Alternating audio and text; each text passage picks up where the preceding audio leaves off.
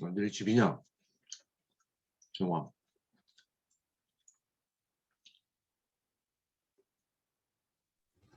네, 지금 집입니다.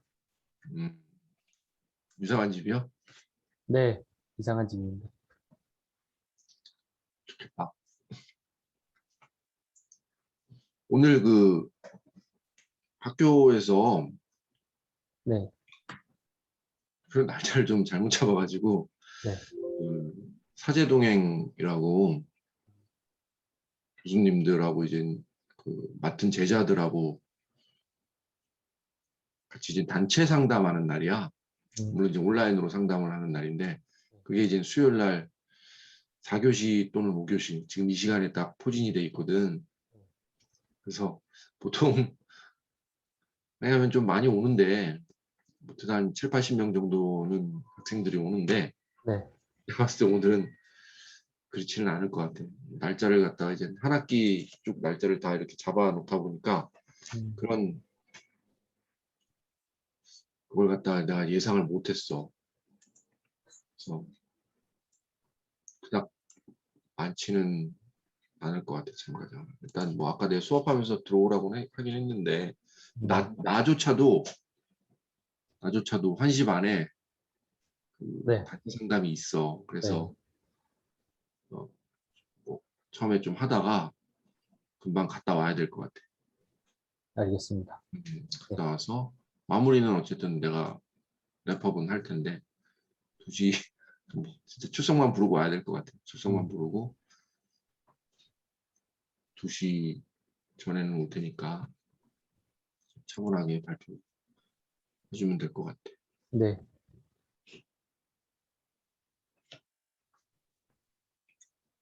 아, 너무 사람이 없는데.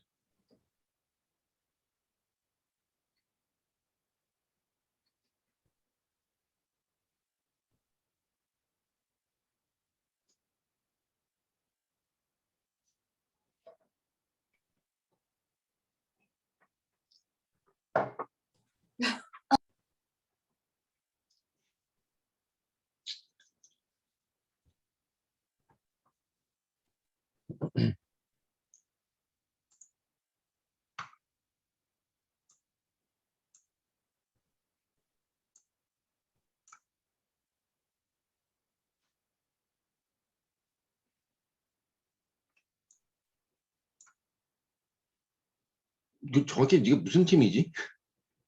지금 데이터 인텔리전스 팀입니다.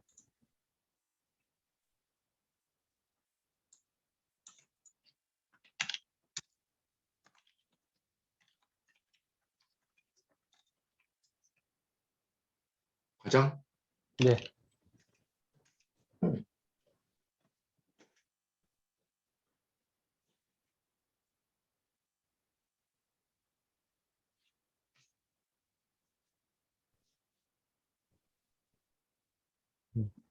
지금 다 모이신 건가요? 시간은 일단 12시 반이니까 됐는데 이 20명이 큰일 났다 이거. 보통은 야, 한 몇 명 정도 되나요? 아무리 못해도 한 4, 50명 이상은 되거든. 뭐 음, 전문가 특강이도 오픈소스 특강은 특히나 좀 많이 한 80명 가까이는 되는데 지금 이 시간이 그 단체 상담하는 시간이야.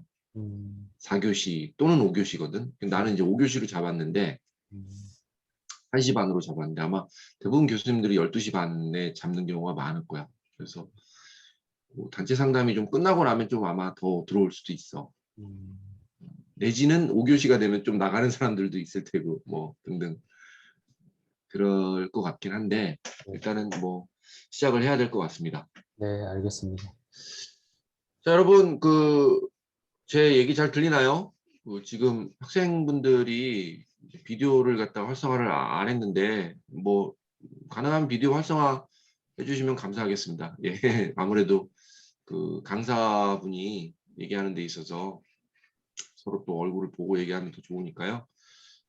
지금 23분이 들어와 계십니다. 그 잘 아시겠지만은 오픈소스 특강은 소프트웨어 중심 사업단에서 주최하는 원래 행사입니다. 그래서 지금까지 오픈 소스 특강 뭐 4월 달, 5월 달 이제 진행이 됐고요. 아니죠. 3월 달, 4월 달 진행이 됐네요. 그렇죠? 그래서 이제 5월 달 이번 이제 3차 마지막입니다. 사실 이번 학기 마지막입니다. 그래서 이번 학기 마지막으로 오늘 모신 분은 롯데쇼핑의 데이터 인텔리전스 팀에 근무하는 황세웅 과장님이십니다. 예, 저하고는 상당히 인연이 깊습니다. 이 친구는 아주 인연이 깊고, 그리고 제가 아주 뭐 좋아하는 후배이기도 하고요. 그래서 오늘 이 자리에서 롯데쇼핑이라고 하면 사실 우리나라에서는 어떻게 보면 이제 백화점 유통 사업으로는 어떻게 보면 1, 2위를 달리는 뭐 현대백화점, 신세계, 그다음 롯데백화점 이런 식으로 롯데마트, 뭐 롯데마트와 롯데백화점 이렇게 이제 두 개의 어떤 큰 어떻게 보면 그 유통 시장을 갖다가 가지고 있는 아주 대단히의 기업입니다. 그리고 여기에서 이제 데이터 인텔리전스 팀이라고 하면 저도 사실은 자세히 모르지만 빅데이터 쪽을 다루고 있는 팀인 것 같습니다. 그래서 여기에서 그 빅데이터 애널리스트로 일하고 있는 우리 황세웅 과장님의 오늘 오픈소스 강의를 진행하게 될 거고요. 이 얘기는 제가 할까 말까 고민을 좀 했는데 사실은 좀 재미있는 일화이기 때문에 그냥 간단하게 좀 말씀을 드리도록 하겠습니다. 이게 사람이 인연이라는 게 어떻게 친해질 수 있고, 이제 사실은 황 과장하고 저는 그한 10살 차이 정도가 나기 때문에 어떻게 보면 이제 뭐 선후배로 만나는 친구로서 이렇게 지낸다는 게 사실은 좀 힘든 나이일 수도 있죠. 10살 차이면. 근데 제가 박사과정에 있을 때 이 친구가 이제 오늘 강사로 오신 분이 석사로 있었는데 이제 무슨 프로젝트를 진행을 했던 것 같습니다. 뭐 정확히 어떤 프로젝트인지는 기억이 안 나는데 그때가 이제 뭐 한참 여름 7, 8월 달이었는데 그 프로젝트를 이제 입찰 비딩을 하기 위해서는 여러 가지 서류가 필요합니다. 그러다 보니까 이제 서류 제출하는 데만 만 이만큼 두께의 서류들을 갖다가 이제 국가 공공기관에 이제 갖다 넣어야 되는 그런 상황이었는데 대략적으로 이 학교에서 서류 뗀다는 게 쉽지가 않아요. 뭐 예를 들면은 뭐 저기 뭐 그러니까 학과 사무실에서 뛰는 것도 있지만 그거 말고도 저기 어디 가가지고 뭐 산학협력단에서도 뛰어야 되고요. 뭐 또는 뭐 입학처 가서도 뛰어야 되고요. 뭐 교무처 가서도 뛰어야 되고요. 뭐 이런저런 뭐 서류들을 많이 떼야 됩니다. 근데 이제 그때 우리가 있었던 이 연구실하고 가장 멀리 떨어져 있었던 데가 아마 산학협력단이었던 것 같아요. 그러니까 걸어서 가면은 그냥 단순하게 여자 걸음으로 가면 40분 정도 걸리는 거리에 있습니다. 산학협력단이. 근데 이제 그 여름에 그 여름에 이제 상당히 더운 여름이었죠. 7, 8월이니까. 그러니까 여름에 이제 우리 황 과장한테 내가 이제 이러이러한 서류를 떼와라 라고 얘기를 했더니 이제 왕복으로 한 근 1시간 걸리는 거리를 그 더운 여름에 이제 가서 떼어온 거예요. 떼어왔는데 떼어온 서류들 보니까 뭘 안 떼어온 거야 하나를. 뭘 안 떼어왔어요. 그래가지고 사실은 근데 제 실수였던 것 같아요. 제가 그 얘기를 안 했던 거야. 제 실수니까 미안하다. 다시 좀 떼와라 이렇게 얘기할 수도 있지만 프로젝트 PM을 맡은 사람은 이제 그렇게 얘기하면 안 되죠. 그렇죠? 너는 이것도 안 떼와? 이러면서 이제 화를 낸 거예요. 그러니까 이제 황 과장이 죄송합니다 하면서 아무 말 없이 다시 1시간을 갔다 오더라고요. 그래서 그때 제가 이 친구는 아주 다르구나라는 생각을 해서 그래서 황세영 과장 지금은 이제 롯데쇼핑에 있지만 첫 직장은 롯데쇼핑이 아니고요. 제가 있었던 회사에 제가 이제 이 친구를 데리고 왔죠. 그래서 이제 대리까지 잘 키웠다가 이제 롯데쇼핑에 이제 과장으로 자기 힘으로 이제 가게 됐죠. 그래서 그런 것 같아요. 그러니까 이제 그 하나의 일화인데요. 여러분 이제 학생들께 제가 이런 말씀 드린 이유는 아주 단순한 그 하나의 일화인데도 불구하고 그게 사람의 마음을 움직일 수가 있습니다. 그래서 이제 그게 뭐 대략 한 10몇 년 전이니까 그렇죠? 굉장히 오래된 일이죠, 그렇죠? 근데 이제 그런 어떤 하나하나의 그 행동들이 사람의 인생을 또 바꾸기도 하고 뭐 또 어떻게 보면 이제 그 2년이라는 게 좀 더 돈독해지기도 하고 뭐 이런 굉장히 큰 뭔가 촉발제가 되기도 합니다. 예, 그런 것들을 조금 말씀을 드리고 싶었고 제가 참 아끼는 후배이기도 하고 예, 그렇습니다. 하여튼 오늘 그 오픈소스 특강 잘 들어주시고요. 예, 뭐 좀 더 많이 들어왔으면 좋았을 텐데 27명이라서 조금 아쉽긴 합니다. 일단은 뭐 조금 4교시 끝나고 나면 좀 더 들어오지 않을까라는 생각으로 끝까지 잘 들어주시기 바랍니다. 제가 이제 좀 이따가 저도 이제 그 사제동에 갔다 와야 되는데요. 예, 갔다 와서 좀 이따가 랩업할 때 다시 한번 또 말씀드리도록 하겠습니다. 예, 잘 들어주시고 박수로 맞이해 주시기 바랍니다. 황세훈 과장입니다. 네, 반갑습니다. 황세웅입니다. 네, 앞에서 소개해 주신 것처럼 현재 저는 이제 롯데 쇼핑 그러면서도 이제 롯데 백화점 부문에서 데이터 인텔리전스 팀에서 근무하고 있는 황세웅이고요.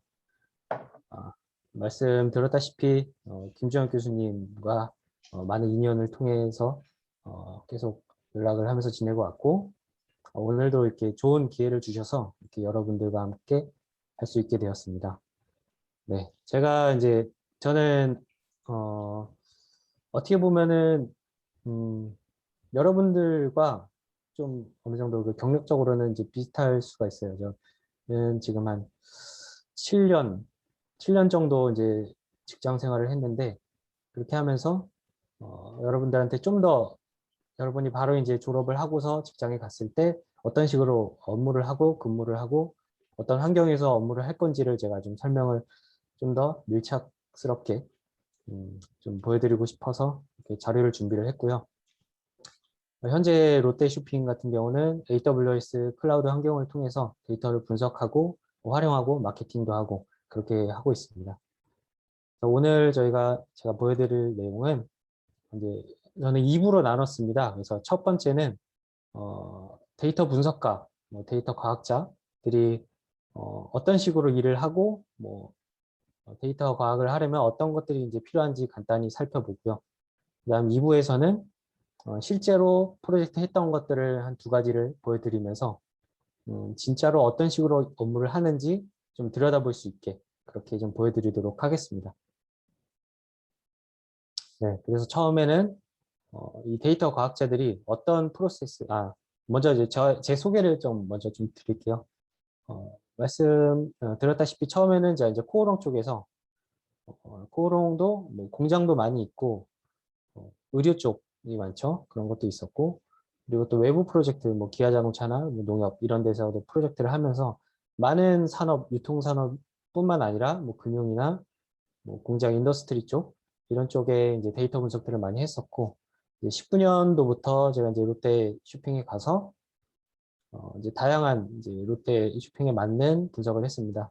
또 롯데 백화점 같은 경우는 또 우수 고객에 대한 이제 매출 관여도가 높기 때문에 그 우수 고객을 케어하기 위한 프로젝트를 또 진행을 하고 또 최근에 재작년부터 시작됐던 코비드 19을 대응하기 위한 캠페인 전략도 세우고 이런 업무들을 했고요.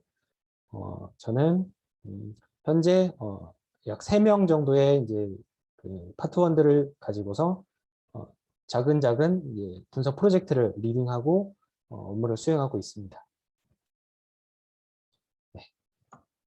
그래서 이렇게 데이터 이제 분석가들은 보통 이제 분석 프로젝트는 이러한 단계로 진행이 됩니다. 그래서 처음에 이제 지금 현재 비즈니스에서 페인 포인트가 뭔지 보고 어떤 식으로 이제 프로젝트를 진행하겠다라는 이제 기획을 하고 그 프로젝트를 수행할 수 있는 데이터를 수집하고 그 수집된 데이터를 처리하고 그것들을 통해서 이제 계속 분석하고 의미를 도출해서 이제 해석을 하고 이해를 하고 그 데이터를 통해서 이제 의사결정을 해서 그 의사결정을 수행을 통해서 실제로 어떤 이익이라든지 효과를 이제 내는 그런 단계로 진행이 됩니다. 그럴 때 이제 데이터 과학자는 보통 이 데이터 처리부터 해석과 이해 이 단계까지를 중점적으로 맞는데요. 이 단계는 세스 같은 경우는 이 단계를 이제 셈마라 해서 데이터 샘플링, 데이터 탐색, 뭐 수정, 모델링, 그리고 수행 뭐 이런 식으로 뭐 평가하고 수행하는 단계로 진행을 합니다.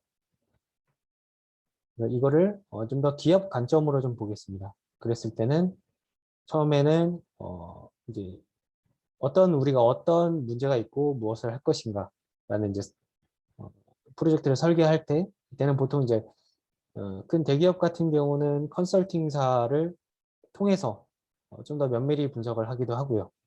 그 다음에는 이제 데이터를 가지고서 분석을 할 때는 이제 분석 대행사를 하는 경우도 있습니다.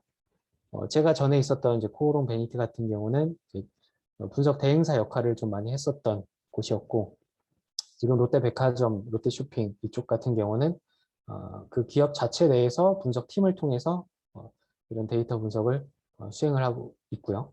그리고 이렇게 나왔던 인사이트를 통해서 이거를 이제 시스템적으로 반영을 하고 실제로 이제 캠페인 같은 거를 수행할 때는 그걸 구축할 때는 이제 또 IT 대행사를 통해서 할 수도 있고요. 아니면 또 자체적인 IT 운영팀을 통해서 할 수도 있고요. 이런 식으로 해서 전체 프로세스가 진행이 됩니다. 그래서 좀 더 세부적으로 보면은 만약에 이게 하나의 기업이라고 했을 때 이 색깔들이 각각의 뭐 팀 혹은 뭐 직책 정도로 보시면 될 것 같습니다. 그래서 처음에는 뭐 경영기획이나 영업추진에서는 우리가 뭘 할지 하면 좀 먼저 인원부터 선정을 해야겠죠. 하고 구조 맞추고, 그래서 어떤 프로젝트는 어떤 인원을 뭐 들여오고 뭐, 뭐 컨설팅사를 쓴다든지 하는 것들 다 정하고 연구 범위 정하고, 그래서 지금 이 데이터를 봤을 때는 이렇게 하면은 이렇게 뭐 수익이 날 것이다 하는 이제 가설 같은 거를 세워서 이제 어떤 식으로 할지 목적을 정합니다. 이런 단계를 이제 진행하고, 보통 이제 데이터 과학자, 데이터 분석가들은 이 검은색 부분처럼 이제 데이터를 직접 이제 핸들링하고, 그래서 데이터를 통해서 이제 머신러닝 모델을 구축하고 해서 통계적인 결과들을 확인을 해서 어떤 식으로 할지 방향을 결정을 합니다. 네, 그래서 이런 단계로 가는데 이 데이터 분석을 하는 데 있어서 가장 중요한 것은 비즈니스 문제를 명확하게 수립을 하는 것이 가장 중요합니다. 왜냐하면은 우리가 처음에 그 목적을 좀 잘못 정하게 되면은 나중 끝에 가서는 전혀 엉뚱한 결과가 나올 수가 있기 때문인데요. 이런 것들을 이제 좀 그 경영 마케팅 쪽 용어로는 이제 불휘 이펙트라고도 하는데, 불휘비 채찍인데, 채찍이 자기가 이제 휘둘렀을 때 처음에는 바로 앞에 쪽에는 흔들림이 적은데 맨 끝에 쪽까지 갔을 때는 엄청나게 크게 흔들리게 되잖아요. 그래서 내가 처음에 방향을 잘못 틀면은 나중에 인사이트 도출을 할 때 전혀 엉뚱한 결과가 날 수가 있기 때문에 처음부터 좀 이렇게 애매한, 그냥 이 데이터 가지고 우리가 그냥 잘 했으면 좋겠어 라고 이렇게 생각을 해서는 제대로 된 결과를 도출하기가 힘듭니다. 그래서 비즈니스 문제 정의를 하는 예시를 좀 한번 드려보겠습니다. 만약에 이제 통신 쪽 산업인 경우에는 현재 비즈니스 문제가 약정 기간이 끝난 고객들이 다 통신사로 이탈해서 회사 수익이 감소하고 있다. 이건 이제 유통 쪽은 물류 창고에 제품을 재고가 부족한 매장으로 운송하는 것이 늦어서 잠재 소비자를 놓치고 있다. 왜냐하면 뭐 큰 유통기업 같은 경우는 뭐 매장이 뭐 100개, 200개 되는 곳도 있을 텐데, 그쪽 하나하나에서 주력으로 파는 상품이 뭐 품절이 나서 고객들이 사러 왔다가 그냥 가버리면은 그거는 다 잠재적인 그 이익을 놓치게 되는 거죠. 이런 것들은 이제 비즈니스 문제라고 할 수 있습니다. 그리고 이제 금융 쪽은 이제 고객들이 대출을 하고서 파산을 해버리는 경우, 그럴 경우도 손해를 보게 되겠죠. 이런 식으로 비즈니스 문제를 정의할 때는 이제 그 현재 저희가 본질적인 문제점이 뭔지를 함께 전달을 해야 됩니다. 보통은 이제 본질적인 문제는 이제 수익, 돈과 관련될 수가 있는데요. 이거를 한번 예시를 들어서 한번 보겠습니다. 만약에 아까 통신사 예시에서 약정 기간이 끝난 고객들이 타 통신사로 이탈한다 까지로 그냥 비즈니스 문제를 정의를 했으면, 이렇게 되면은 고객이 이탈을 해? 그럼 이탈을 방지해야지. 그러면은 이탈이 예상되는 고객한테 프로모션을 진행하자. 그러면 이탈을 방어할 수 있겠지. 그래서 이 머신러닝 모델을 통해서 이탈 고객을 그냥 예측하는 모델을 만들게 됩니다. 그래서 그냥 이탈로 예측되는 고객한테 뭔가 하겠죠. 그런데 이제 이렇게 될 경우에는 그냥 이탈 고객을 막기 위한 목적이라면은 그냥 모든 고객한테 뭐한 100만 원씩 주면은 이탈을 안 할 거잖아요. 그런 식으로 어떤 식으로 회사한테 이익이 될지가 불명확해집니다. 대신에 이런 식으로 이탈을 해서 회사 수익이 감소하고 있다라는 본질적인 문제까지를 가지고 가야 됩니다. 그렇게 하면은 분석의 목적이 수익 감소를 최소화할 수 있도록 이탈을 방지하게 됩니다. 그렇게 되면은 이탈에 따른 손해를 최소화하기 위한 프로모션 최적화 모델을 만들게 되는 것이죠. 어떤 고객, 그 이탈을 할 것 같은 고객들 중에서도 이 고객이 어느 정도의 수익을 나중에 가져다 줄 수 있는데 이탈을 한다든지 하는 것까지를 고려해서 수익을 가장 최대화할 수 있는 마케팅을 할 수 있게 되는 것이죠. 이런 식으로 비즈니스 문제는 현재 우리가 필요한 것이 무엇인지를 이제 명확히 정해서 정의하는 것이 중요합니다. 그래서 처음에 비즈니스 문제 정의를 하는데 이제 내가 이제 무엇을 한다 하고서 이제 명확하게 가지고서 확실하게 하는데 근데 갑자기 비즈니스 프로젝트를 하다 보면은 그 처음에 나왔던 결과가 생각처럼 나오지가 않아서 그 비즈니스 그 목적이 좀 변환되는 경우가 자주 생깁니다. 그래서 약간 좌절하게 되는 경우들이 있는데 이럴 때는 이런 경우는 뭐 흔한 편이기 때문에 이런 경우가 일어났다고 해서 좌절하지 말고 컨셉이 바뀌는 순간을 그때 바로 확실하게 인지를 하고 신속하게 그거를 모든 팀원들과 공유를 해서 방향을 신속하게 바꿔 나가야 됩니다. 이걸 예시로 한번 보겠습니다. 예전에 제가 프로젝트 했던 경우에서도 하나의 프로젝트에 특수 원사를 생산하는 공정에서 그 원재료를 정제해주는 이제 필터가 있었습니다. 이게 도프 필터라고 하는데 그 필터가 자기네가 이제 수명이 다 되게 되면 그 교체하는데도 이제 하루 이틀이 걸립니다. 그게 워낙 크고 복잡한 설비다 보니까. 근데 그렇게 되면은 그 시간적으로도 이제 손해를 보게 되죠. 그때 동안 생산을 못 하니까. 그러니까 얘네가 이 필터를 교체해야 될 시기를 바로바로 예측해서 신속하게 교체할 수 있게 하기 위해서 교체 시기를 예측하는 프로젝트를 하기를 했었습니다. 그런데 처음에 이제 데이터를 분석을 해보다 보니까 여기에 있는 각종 센서들, 그러니까 다른 설비들과 교체 시기와의 연관성이 없었던 것이었습니다. 그래서 이거를 통해서 교체 시기를 예측하는 것은 불가능했기 때문에 저희가 그 중간에 이제 방향을 바꿨던 것은 먼저 좀 더 근본적인 걸 봤습니다. 그 필터를 교체하는 거는 그 이유가 그 실을 원사를 생산하는 중간에 계속 절사가 일어났던 것입니다. 계속 실을 뽑아내는데 계속 끊기니까 제대로 이제 운영이 되지 않는 건데 그러면은 실이 끊기는 그 원인을 분석해서 그 도포 필터의 수명과는 상관없이 절사율을 낮추는 프로젝트를 진행을 하도록 방향을 바꿨습니다. 그래서 결국에는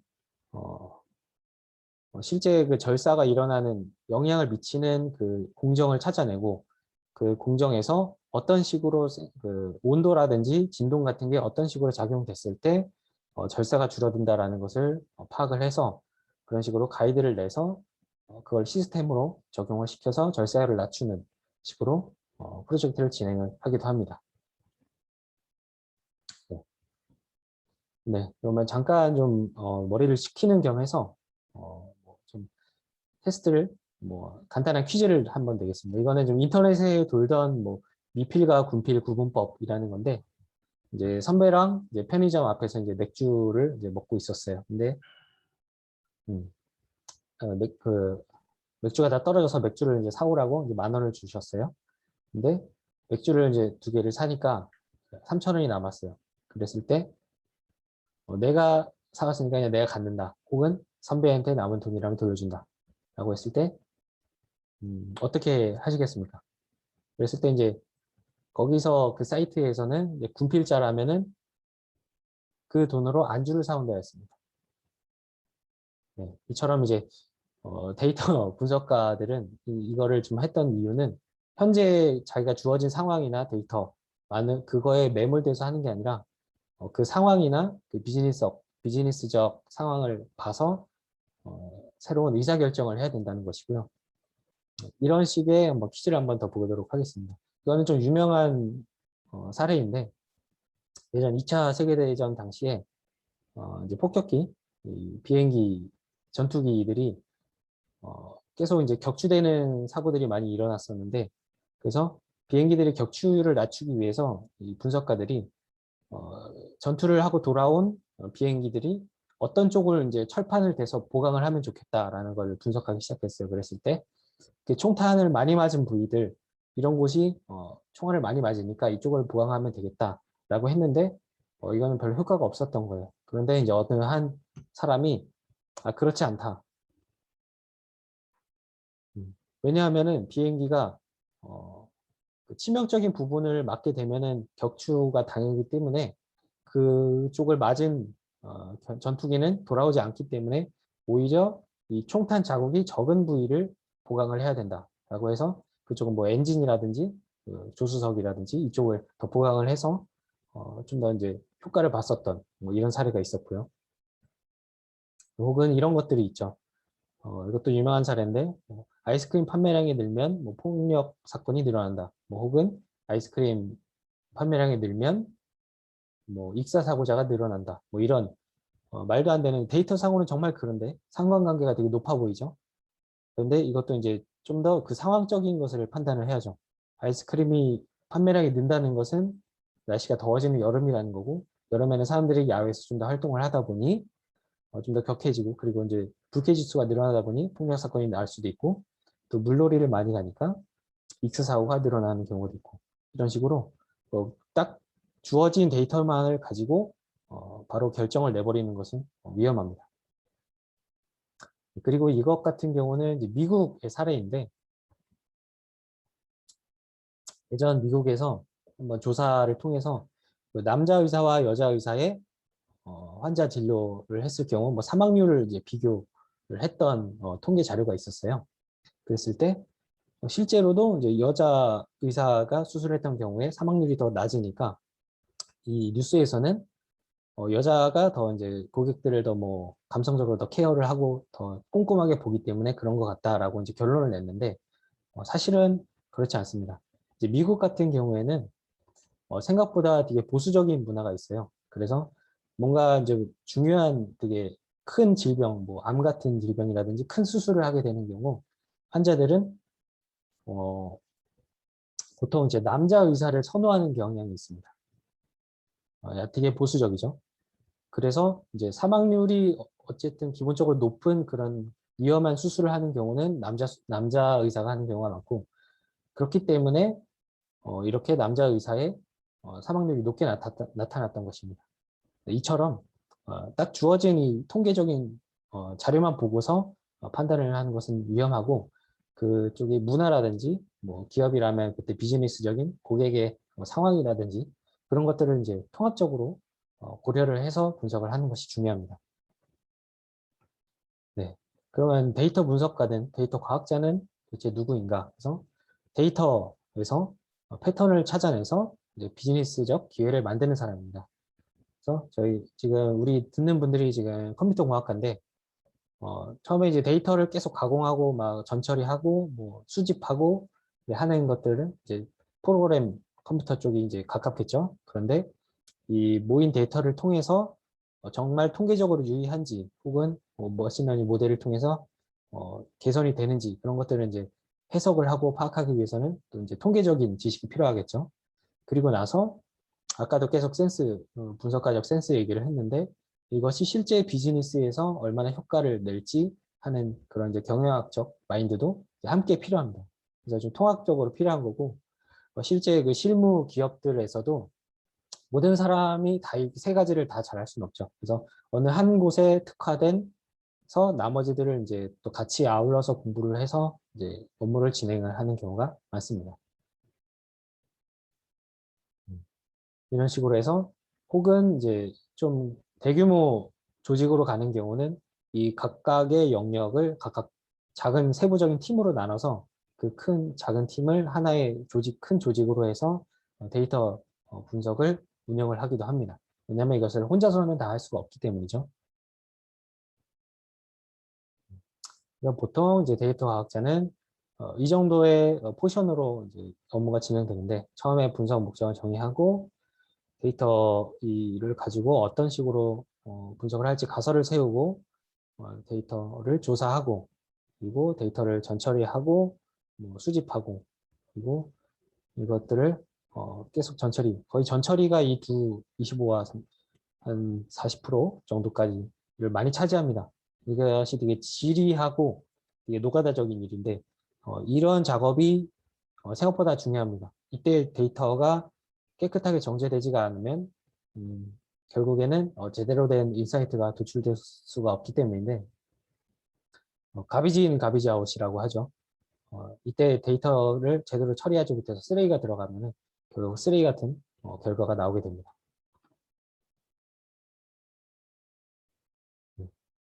그래서 데이터 분석가는 일단 이 기본적인 뭐 CRM이라든지 마케팅 영역에서는 그냥 현재 현황을 가지고 뭐 그래프를 그려서 뭐 리포트를 하고 이런 단계에서 벗어나서 통계적인 분석을 하고 앞으로 어떤 식으로 될지 예측을 하고 현재 상황을 좀 더 개선하는 최적화까지를 이제 진행을 하는 방향이 이제 데이터 과학자의 역할이라고 할 수 있겠습니다. 그러니까 앞으로의 미래를 좀 더 예측하는 것에 좀 더 포커스를 맞췄다고 볼 수가 있겠습니다. 보통은 이제 이런 식의 많은 이제 머신러닝 모델 기법들을 이제 다 숙지를 하고서 이제 프로젝트들을 수행을 하는데, 여기에서 이제 요즘에 또 다른 분들 관심을 많이 갖는 거는 이제 AI 쪽, 뭐 딥러닝이라든지 뭐 그런 쪽은 약간은 뭐 결은 좀 다르긴 한데 이것과도 이제 많은 연관은 되어 있습니다. 어쨌든 결국에는 그것도 통계적인 모델과 연관이 되게 깊기 때문에 이것도 이제 기본적인 툴이라고 보시면 될 것 같습니다. 네. 그러면은 이거는 좀 간단하게 넘어가도 좋을 것 같은데, 데이터 시각화를 하는 방법에 대해서 좀 간단하게 좀 말씀을 드리겠습니다. 보통 이제 데이터 분석을 하게 되면은 서로 커뮤니케이션 할 때는 대부분 시각화를 통해서 합니다. 그냥 숫자만 가지고 하면은 서로 이해도 잘 되지 않고 하기 때문에 시각화가 좀 더 효과적인데, 시각화는 시간을 하는 시계열적인 시각화, 분포를 보여주는 분포 시각화, 이제 히스토그램 같은 이제 관계를 보여주는 관계 시각화, 비교 시각화, 공간, 지도에서 뭐 각 그 지역에 따른 뭐 충성 고객들의 비율 같은 그것을 지도에 뿌려주는 공간 시각화, 이런 식으로 이제 표현이 되는데, 이런 식으로 있습니다. 이것들은 좀 시간이 부족할 것 같으니 간단하게 넘어갈게요. 시간 비교 뭐 이런 식으로 히트맵 같은 식으로 표현을 할 수도 있고요. 또 이렇게 오각으로서 방사형 차트로 보여줄 수도 있고요. 그리고 이런 식으로 이제 히스토그램을 그릴 때는 너무 잘게 자르거나 또 너무 큼직큼직하게 하면 안 되고, 그 분포의 차이가 제대로 보여줄 수 있도록 보여주는 것이 중요하고, 그래서 이런 식으로 이제 많은 시각화를 하는 것들의 연습이 많이 필요합니다. 만약에 이제 데이터 분석을 앞으로 하고 싶다 하면은,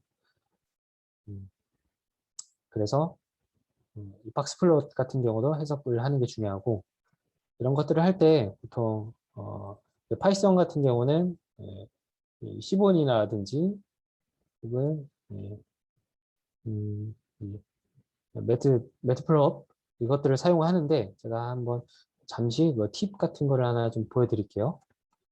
음,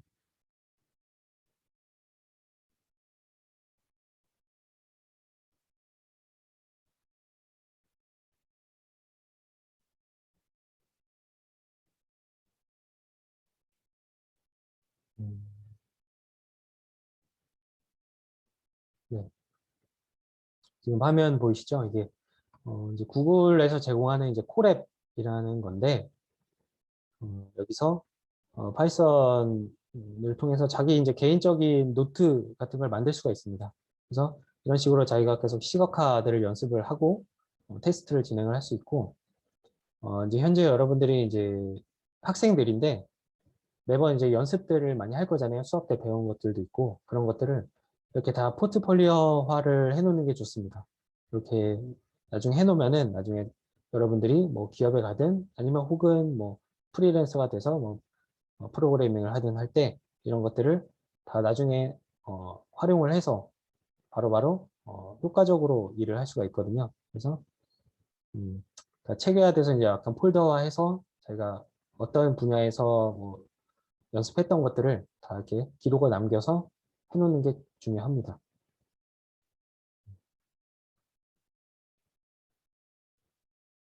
다시 PPT로 돌아가겠습니다.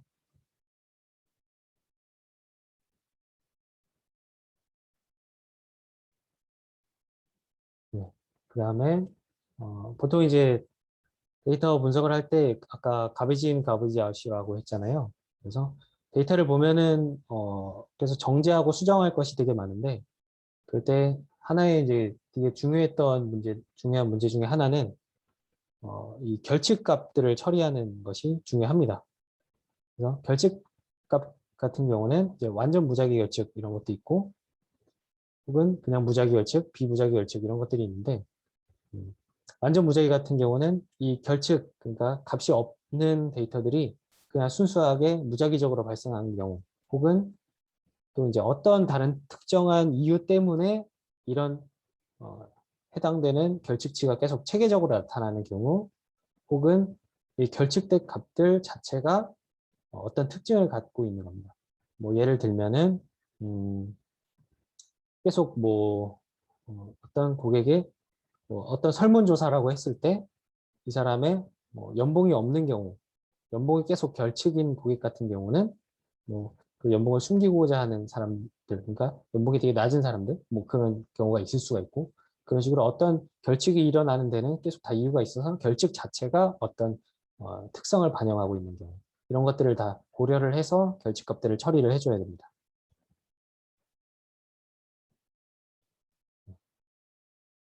그래서 이 결집값 처리하는 경우도 되게 다양합니다. 그래서 표본제거법, 이거 가장 간단한 거죠. 결집값이 있는 것들을 그냥 지워버리는 경우, 이거는 결집값이 있는 데이터가 많지 않은 경우는 이렇게 하면 되고, 이제 보통은 이렇게 평균으로 대체를 하는 방법이 있고, 아니면 회기식을 이용해서 결집값을 추정하는 건데, 음, 그 결집값을 y로 두고서 결집값에 영향을 주는 다른 변수들을 통해서 결집값을 예측을 해서 그 값을 대입을 해주는 겁니다.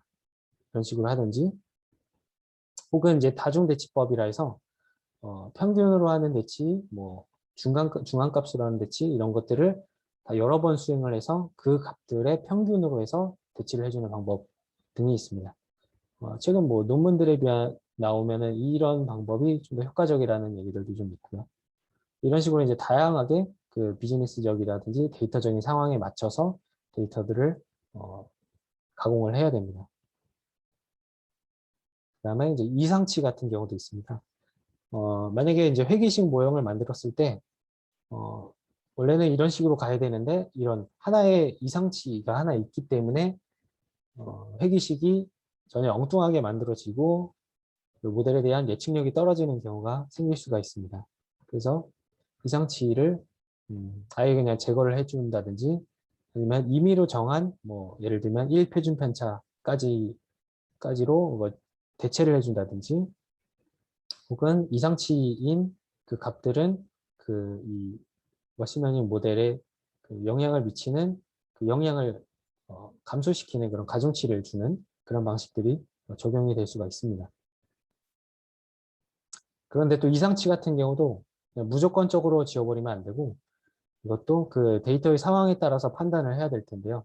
만약에 이런 식으로 이제 그려진 데이터가 있다고 했을 때 그냥 아무 생각 없이 보면은 이렇게 딱 위에 동떨어진 것들은 이상치라고 판단해서 지워버릴 수가 있는데 이 동떨어지게 찍힌 것들은 어떤 특성이 있는지를 또 살펴보면은 그런 식으로 이게 이제 예시로 든 무슨 연차에 따른 뭐 연수익 인데 이렇게 되면 보통 사람들이 연차가 올라갈 때 이런데 이제 전문직인 같은 경우는 가끔씩 이렇게 아웃라이어처럼 많이 튀는 경우가 있는데 이런 경우는 그냥 제거를 하는 게 아니라 이 부류는 전문직이다, 이 부류는 사무직이다라는 것을 묶어줄 수 있는 하나의 다른 변수를 고려를 해줘야 됩니다.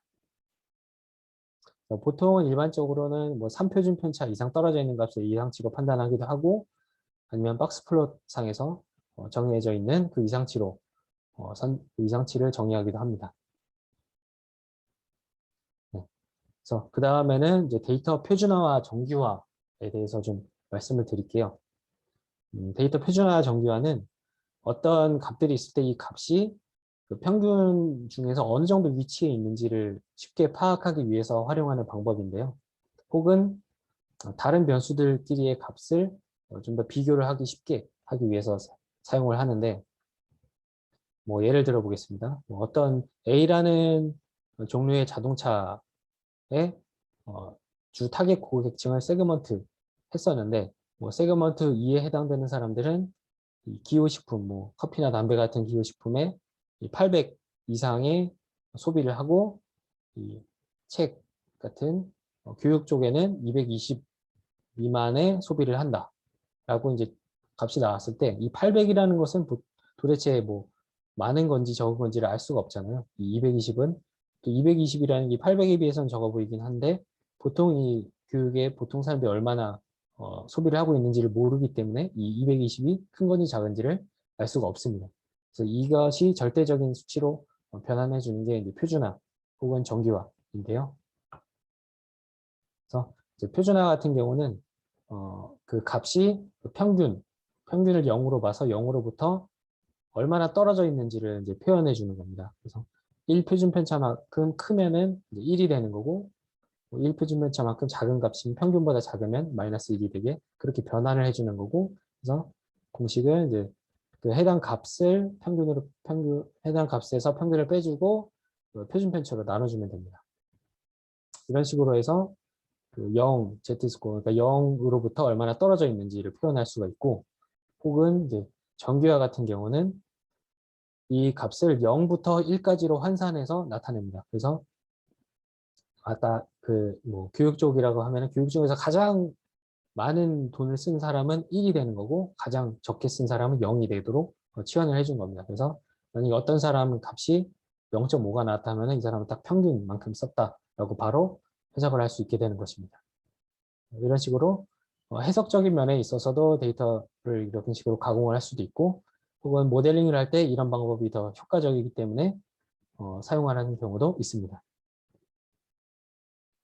이제 예시를 들어보면은 이렇게 전혀 값이 달라 보이는 변수들이 있는데 이렇게 값이 달라 보이기 때문에 만약에 자기가 뭐 머신러닝 모델을 만들 때 이거를 다 변수로 그냥 넣어버릴 수가 있는데 이거를 만약에 표준화나 정규화를 하게 되면은 값들이 되게 유사하게 나와버립니다.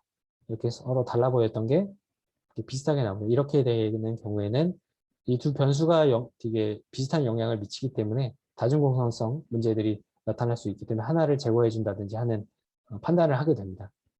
그런 거를 하기 위해서라도 이런 데이터 정규화나 표준화를 활용하는 경우가 있고요. 네. 그 다음은 변수 구간화에 대해서 좀 보여드리도록 하겠습니다. 변수 구간화 같은 경우는 이렇게 이제 시계열적인 데이터 같은 선 그래프 같은 형식의 데이터를 이제 구간으로 나눠주는 겁니다.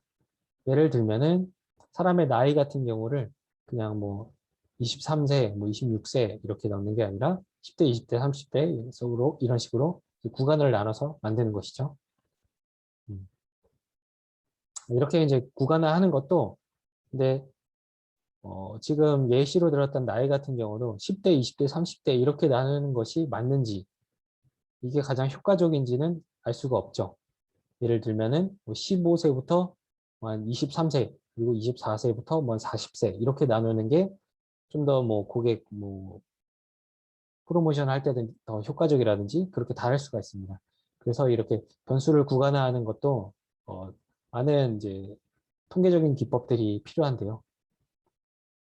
그래서 가장 기본적인 이런 식으로 동일 폭으로 1에서 11에서 20 이런 식으로 하는 경우도 있고, 혹은 빈도, 그러니까 한 4개씩 나오는 것씩 묶어주는 경우, 혹은 그 구간을 이제 평화화하는 겁니다. 그 해당 구간에 있는 값들의 이제 평균, 그래서 평균 값으로 치환을 해주는 경우, 이런 식으로 이제 다양하게 있을 수가 있는데요. 혹은 이제 경계값, 그 값 중에 가장 큰 값으로 이제 변환을 해주는 경우, 이런 것들이 있는데, 보통을 할 때 가장 좋은 방법은 이 변수 구간화를 할 때도 약간 그 통계적인 기법을 활용을 해서 만드는 겁니다. 이 내가 구간화를 일단 하는 목적은 이 고객들이 어떤 식으로 나눴을 때 뭐 구매를 더 효과적으로 한다든지 그런 것들을 알기 위해서잖아요. 그래서 이 구간을 어떻게 나눔에 따라서 고객의 구매를 예측하는 게 더 효과적이다라는 것을 뭐 그런 모델을 통해서도 확인을 할 수가 있습니다. 뭐 세스나 R 같은 경우에도 이런 것들을 해주는 패키지가 있고요. 파이썬으로도 라이브러리가 존재할 거고, 어떤 식으로 구간을 나눴을 때 뭐 인포메이션 밸류 값이 가장 높아진다 했을 때 그 구간으로 자동으로 나눠주게 됩니다.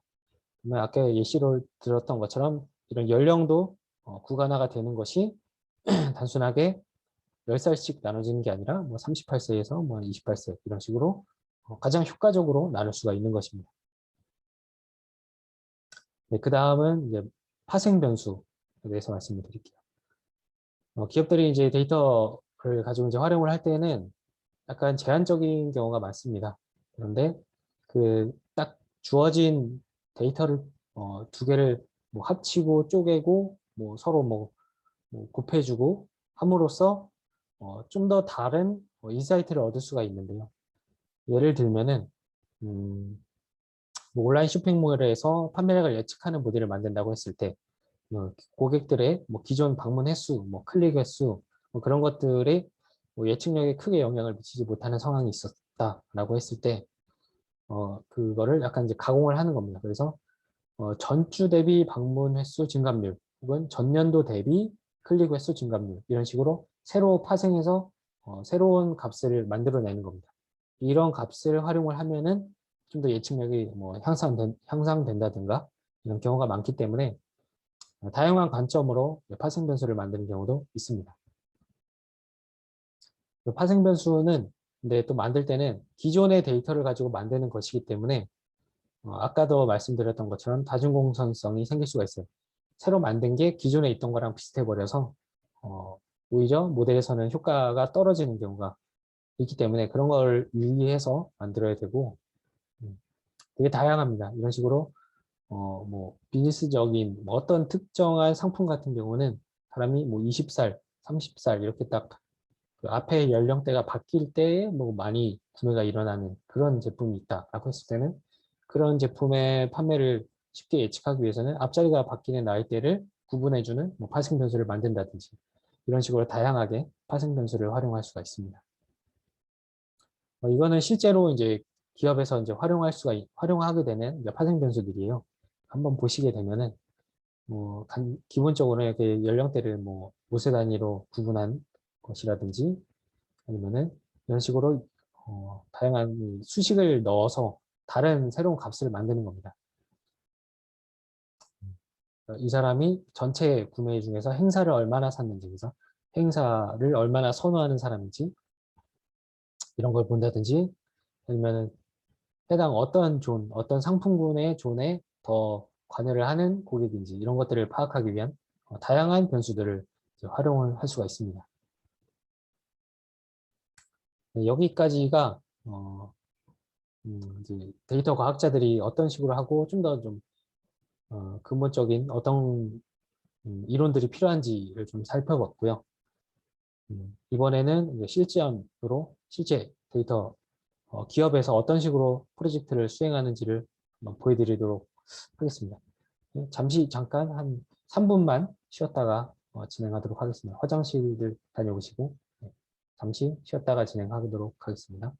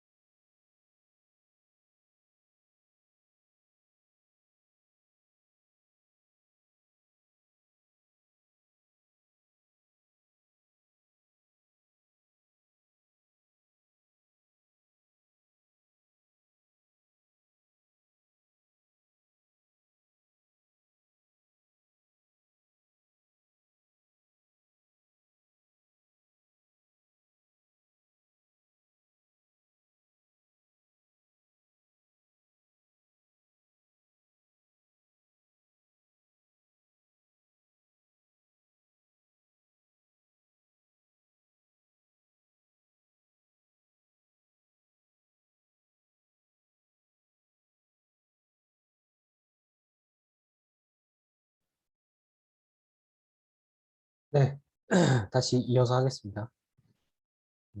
계속 1시간 동안 떠드니까 약간 힘드네요. 네. 아까 일부에서는 좀 너무 좀 이론적인, 원론적인 얘기들을 했던 것 같은데, 이번에는 여러분이 실제 기업에 한번 그 방문을 해서 어떤 식으로 일하는지 한번 본다는 생각으로 보시면 될 것 같고요. 음, 먼저 현재 지금 롯데 쇼핑에서 어떤 식으로 이 AWS 클라우드 환경이 구성되어 있는지 이걸 간단하게 한번 보여드리도록 하겠습니다. 먼저 되게 복잡해 보이는데 음, 일단 기본적으로는 여기 이 박스 부분 있죠. 여기가 이제 VPC에서 이제 Virtual Private Cloud라고 하는데 이제 AWS 그 클라우드를 통해서 그러니까 이제 개인적인 그 기업의 IDC의 환경과 비슷하게 이제 클라우드 환경을 이제 구축을 한 거고 이 공간 안에 이제 다양한 시스템들이 있을 거잖아요.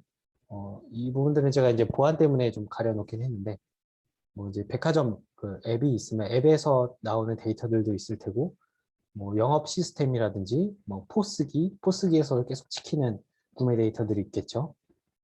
뭐, 뭐 사내 데이터라든지 뭐 문화센터라든지 뭐 그런 다양한 뭐 외부에서 있는 데이터 혹은 뭐 주차장이라든지 그쪽에서도 어떤 차들이 왔고 어떤 고객들이 왔었는지가 다 기록이 남겠죠.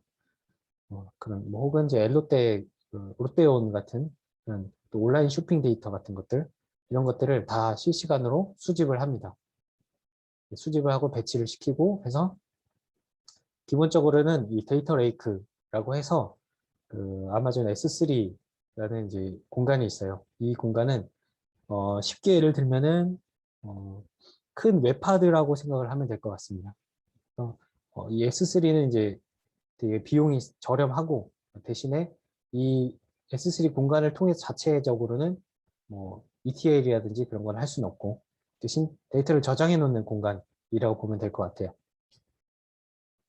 그리고 이제 실제로 운영을 하는 뭐 계속 고객이 오면은 뭐 캠페인 해주는 뭐 SMS를 쏴준다든지 그런 것들을 실제로 운영하는 거는 이제 DW 데이터 웨어하우스에서 이제 저장을 해서 활용을 하게 되고요. 그것은 이제 레드시프트라는 것을 활용을 합니다. 이것들은 이제 자체적으로 계속 데이터 ETL이 가능하고 여기 안에서 쿼리문을 날려서 데이터 확인이 가능합니다. 그래서 이쪽 부분을 가면은 이쪽이 이제 실무자, 사용자 영역이라고 볼 수가 있겠는데요. 대표자님 죄송한데 장표가 지금 안 넘어간 것 같습니다. 아이고, 우리한테 그렇습니다. 죄송합니다.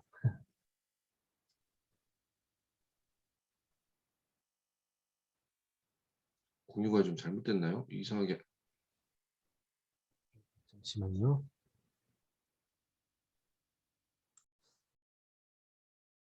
음,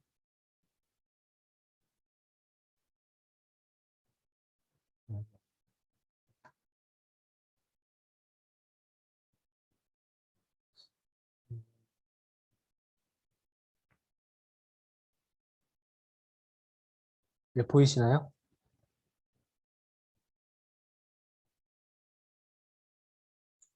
뭔가 반이 잘려서 보이는데 그래요. 이게 화면 공유를 일단 중지하시고 다시 화면 공유를 하는 게 어떨까요? 네.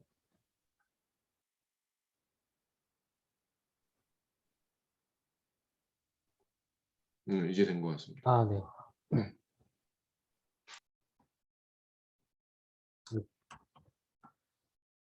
네.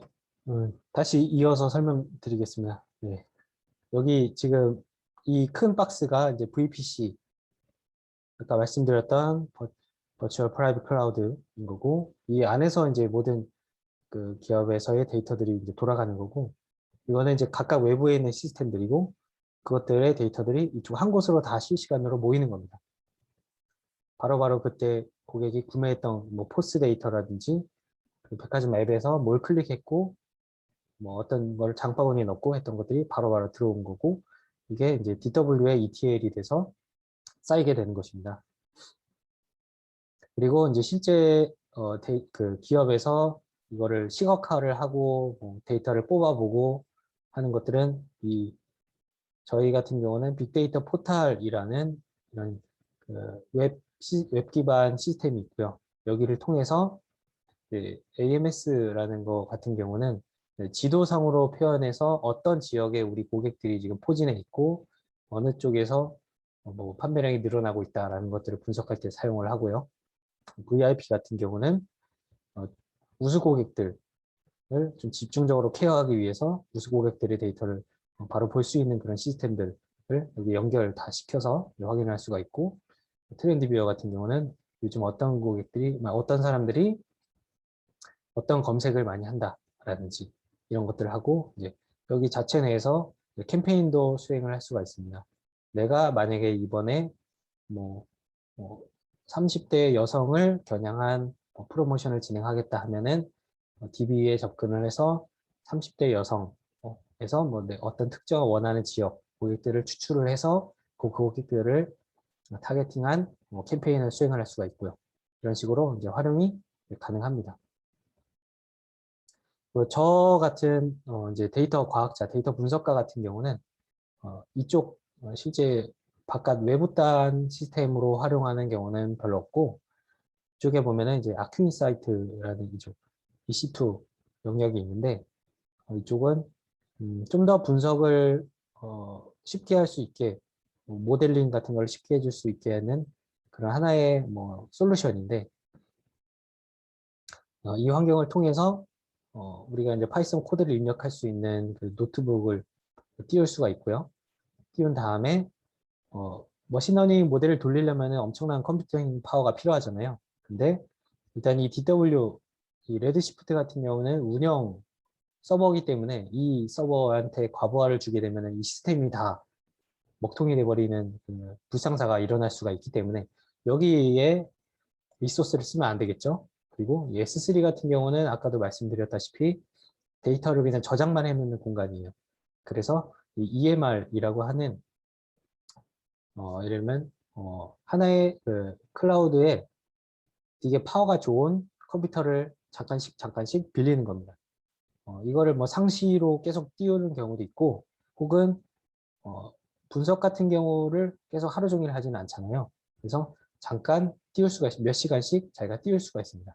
이걸 만들면은 GUI도 되게 높게 하고 CPU 코어도 8코어, 16코어 엄청 높게 띄워서 이 좋은 컴퓨팅 파워를 하나 띄운 다음에 이 컴퓨팅 파워를 통하고 여기서 S3에서 데이터를 불러와서 여기서 막 돌려서 머신러닝 모델을 돌려서 인사이트를 도출하는 이런 식으로 진행을 하고 있습니다.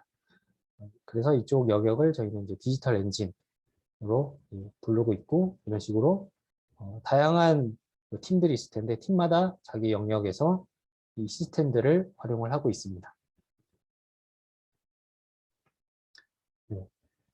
그래서 이제 분석가들은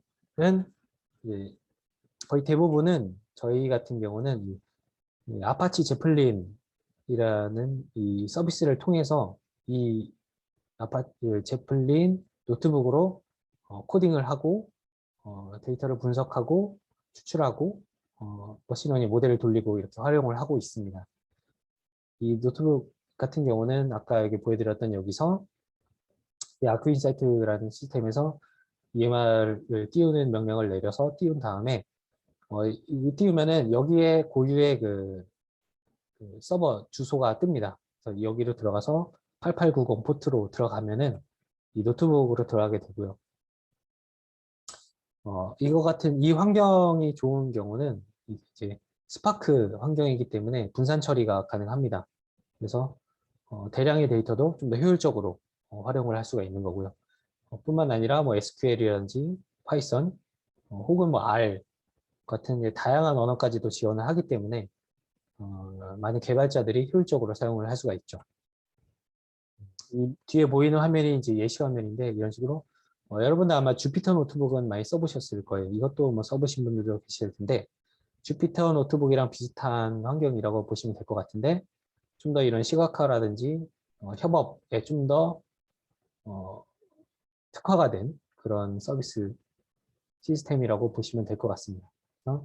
이 하나의 노트북을 띄워놓고서 여러 명이서 협업이 가능합니다. 이제 엔지니어가 좀 더 이제 코딩적인 거를 이제 담당해서 코드를 만들어줄 수도 있고, 협업을 하면서 이제 데이터 과학자들이 뭐 어떤 식으로 모델을 돌릴 수 있고, 또 시각화를 같은 거를 그려줘서 실제 뭐 임원진이라든지 뭐 다른 마케팅 뭐 직원들이 시각화를 통해서 바로 여기 접속해서 뭐 확인을 할 수도 있고, 이런 식으로 활용이 가능합니다. 처음에 뭐 하나부터 예시로 하나 이제 프로젝트 예시로 말씀을 좀 드리도록 하겠습니다. 처음 예시는 이제 좀 오래됐던 프로젝트이긴 한데, 전에 코오롱에 있었던 의료 프로젝트의 퀵 리스폰스를 위한 수요 예측인데, 퀵 리스폰스가 뭐냐면은 되게 다양한 제품군을 만들잖아요. 그 의류 업체에서. 근데 이 제품이 되게 잘 팔릴 것이다 혹은 안 팔릴 것이다 라는 것을 미리 알기가 되게 힘든데, 그것들을 조금 한 2, 3주 동안 팔린 패턴을 보고서 빠르게 이게 정말 잘 팔릴 것 같다 하면은 빠르게 매진되기 전에, 품절이 나기 전에 미리 빨리 생산에 들어갈 수 있도록 미리 수요를 예측하기 위한 그런 프로젝트였습니다. 그래서 이거는 넘어가도록 하고, 그래서 어떤 식으로 프로젝트를 진행했냐 하면은 예를 들어 볼게요. 티셔츠들이 이제 다양한 티셔츠들이 있어요. 뭐 A라는 티셔츠, B, C, D 이런 것들이 있는데, 보게 되면은 과거 동안에 이 티셔츠들이 과거 1년 동안에 어떤 식으로 패턴을 가지고 팔렸는지를 다 볼 수 있어요. 예를 들어서 제품 C랑 E는 앞에서 쭉 팔렸다가 그 다음부터 서서히 떨어지는 이런 형국이겠죠.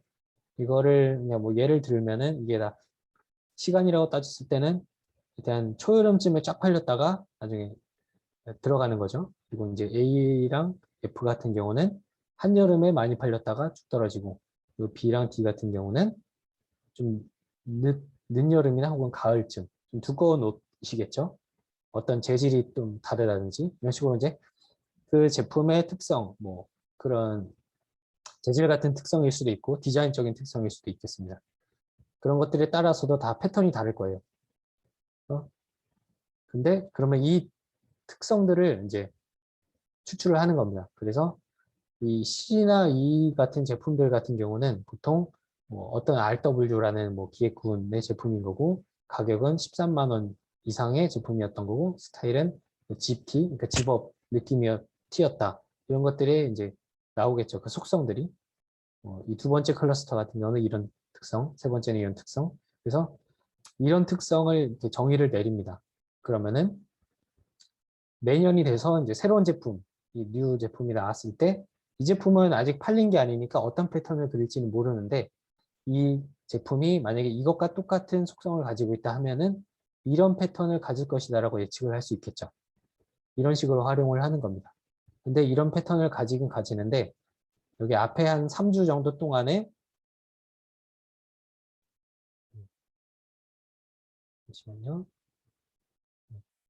여기 앞에 한 3주 정도 동안에 뭐 높이가 한 이 정도 훨씬 높게 그려졌었다 하면은 앞으로는 더 높게 이렇게 올라갔다 이렇게 내려갈 것이다 라는 게 예측이 되겠죠. 그러면 이만큼의 판매량을 계산을 해서 이만큼, 근데 지금까지 현재 생산되어 있던 수량은 이것에 미치지 않으면 이것에서 부족한 양을 미리 생산을 하게 되는 겁니다. 이것이 이제 퀵 리스폰스의 개념인 거고요. 그럴 때도 아까 제 일부에서 말씀드렸다시피 데이터를 그냥 그대로 그냥 활용을 하면은 제대로 된 결과를 도출할 수가 없습니다. 그래서 각각 데이터를 이제 판매 패턴 같은 거를 되게 보정을 많이 해줘야 되는데, 예를 들면 뭐 특별하게 이 제품은 뭐 행사를 많이 해서 되게 많이 뛴 판매량이 되게 이상하게 뛰었다. 뭐 그런 것들은 다 보정을 해줘야 됩니다. 그래서 예를 들면 이제 상설 매장 같은 경우는 그 데이터 판매 패턴이 일정하지 않기 때문에 그런 것들은 제외를 해준다든지, 직원 판매 같은 경우는 그 직원 할인 같은 거 그런 행사를 하면 갑자기 또 팔리는 경우가 있기 때문에 이런 것도 제외를 하고, 반품 뭐 어떤 매장 같은 데서 뭐 어떤 이슈로 인해서 좀 잘못 입력을 하는 경우가 있습니다. 그런 경우도 제외하기 위해서 이제 잘못된 반품 같은 것도 제외를 하고, 얘는 오프라인만 보기로 했었기 때문에 당시에는 뭐 온라인은 제외를 하고 뭐 2월 상품 제외 이런 식으로 다양한 조건의 그 비즈니스적인 환경에서 맞지 않는 것들은 다 제외를 하고 가공을 해줍니다. 그리고 예를 들어서 앞으로 더 팔릴 거였는데 조기에 다 재고가 부족해서 완판이 되었기 때문에 패턴이 쑥 내려갔던 경우도 있을 텐데, 이런 경우는 기존의 패턴을 만드는데 방해가 되기 때문에 이런 것도 제외를 해주고요. 이런 식으로 다양한 보정을 해줍니다. 그것과 함께 할인을 얼마나 했을 때에 따라서 그 판매량이 늘어난 것이 있기 때문에 할인율에 따른 판매 패턴의 변화도 보정을 해주고, 또 기온에 대한 보정, 또 휴일 같은 때에 사람들이 더 많이 사게 되니까 이런 것도 보정을 다 해줘서 표준화된 그 패턴을 다 정의를 내려줍니다. 이것들이 이제 예시인데, 그래서 좀 판매량이 되게 적은 제품 같은 경우는 되게 들쑥날쑥해 보일 수 있어서 이런 것들은 스무딩을 해줘서 패턴을 좀 일정하게 맞춰주는 경우도 있고, 또 조기 완판 같은 경우는 이렇게 원래는 이렇게 나올 수 있는 제품인데 조기 완판 때문에 이런 패턴을 보인 경우, 이런 것들은 제외를 해준다든지, 혹은 이제 입고가 늦게 돼서 원래 이런 상품군은 이런 패턴을 보여야 되는데 늦게 입고가 됐기 때문에 늦게 나타난 경우, 이런 경우도 제외를 해준다든지, 이런 식으로 다양한 방식으로 데이터를 가공을 해줍니다. 네, 그것들이 다 예시인데요. 그래서 이제 할인이 일어나서 이렇게 판매 패턴이 툭 튀어나온 경우, 이런 것도 이제 할인이 뭐 10%가 할인 10%가 될 때마다 뭐 판매량은 뭐 2%가 늘어난다라는 게 이제 통계적으로 만들 수가 있겠죠. 그거를 다 계산을 해서 이것들을 다 보정을 해줍니다. 그리고 만약 패딩 같은 뭐 그런 제품 같은 경우는 이 기온의 영향을 많이 받기 때문에, 만약에 되게 한파가 갑자기 일어났던 시즌 그 시기에는 판매 패턴이 갑자기 일어나는 경우가 있어서 이런 경우도 비정상적인 데이터이기 때문에 보정 같은 걸 해주고요. 이런 식으로 다양한 방식으로 데이터들을 보정을 해줍니다. 이렇게 해줘야만 제대로 된 예측이 가능한 거고요.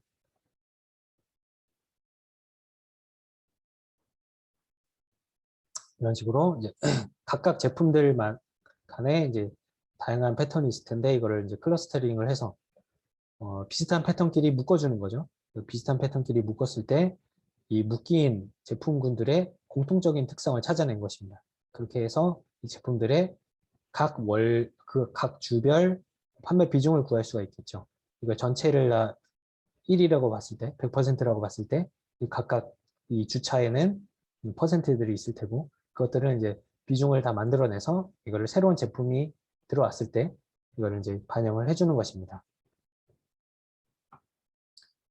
이런 식으로 뭐 당시 프로젝트 같은 경우는 이제 디시전 트리를 통해서 그 해당 클러스터의 속성들을 추출을 했고요. 그래서 만약에 1번 클러스터라고 하면은 뭐 어떤 이 중간형 뭐 이거 내피형이고 뭐 이런 특성이면서 뭐 JW, 뭐 JK의 뭐 이런 게 뭐 비중이 어느 정도 된다.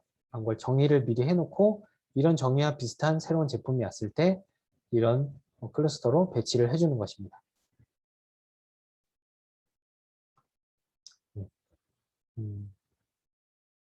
계속 이제 같은 내용이고요. 그래서 새로운 제품이 왔을 때 처음 초기 주차, 한 3주차, 2주차 정도까지의 판매량을 봐서 얘가 어느 정도 높이에 있고 앞으로 어떤 패턴을 그릴 것이다 라는 것을 봐서 앞으로의 판매량을 예측을 해주고 그만큼에서 부족한 만큼을 더 빠르게 생산을 해주는 것입니다. 당시에는 적중률이 생각보다 괜찮은 편이었고, 그래서 이 QR을 제대로 할 수가 있었던 그런 사례가 있었습니다. 이것들은 이제 계속 예시인데, 그래서 어떤 이런 제품군들이 이제 이런 식으로 각각 이 선들 하나하나는 각각의 이제 제품들이에요. 제품들이 이런 패턴을 보이는데 다 비슷비슷하죠. 그랬을 때 이 패턴들의 이제 평균을 구하고, 그 다음에 이 제품들의 공통적인 속성, 기준적인 속성을 이제 가집니다. 가격대는 평균적으로 11만 5천 원 이상을 가지고 있었고, 소재는 뭐 이런 소재들을 가지고 있는 제품들이 이런 패턴을 보이더라 라고 해서 앞으로도 이런 가격대와 이런 재질을 가진 제품들은 이런 패턴으로 예측을 하는 것입니다.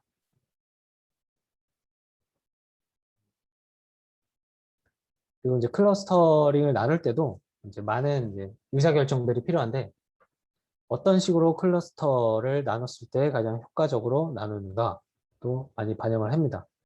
예, 클러스터를 너무 잘게 쪼개면은 이런 식으로 되게 비중이 적은 게 나오게 되고, 또 너무 조금 쪼개게 되면은 좀 많이 다른 패턴끼리도 같은 패턴으로 묶여버리게 되기 때문에 예측률이 떨어지게 됩니다.